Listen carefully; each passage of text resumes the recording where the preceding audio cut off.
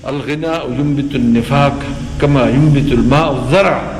इहो गिना जेको आहे इहो आवाज़ साज़ सुरूद जो इहो जेकॾहिं माण्हू बार बार ॿुधंदो रहंदो युंबितुल निफाक कमा युंबितुल माउ ज़रा।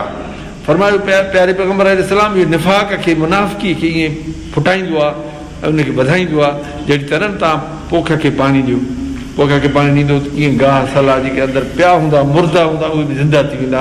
अहिड़ी तरह माण्हू जी दिलि में जेका थोरी घणी का कमी बेशी हूंदी, नुक़सानु हूंदो, उहो निफ़ाक़ हूंदो, का अहिड़ी कमज़ोरी हूंदी ईमानी का अमली, उहा बि निफ़ाक़ जी सूरत में फुटी ऐं निकिरी ईंदी। जॾहिं निफ़ाक़ हुनजो निकिरी ईंदो उहो किज़्ब ऐं कूड़ उनजे ज़ुबान ते हूंदो। पाण फरमायूं आयतुल मुनाफ़िक़ सलास इज़ा हदस कज़ब व इज़ा वादा अख़लफ़ व इज़ा तुमिन ख़ान। मुनाफ़िक़ जूं निशानियूं टे हूंदियूं आहिनि। ॻाल्हि कंदो कूड़णो, कूड़ो माण्हू उहो मुनाफ़िक़। ऐं अल्लाह तबारक व तआला फरमायो या अय्युहल्लज़ीना आमनू इत्तक़ुल्लाह व कूनू मअस सादिक़ीन।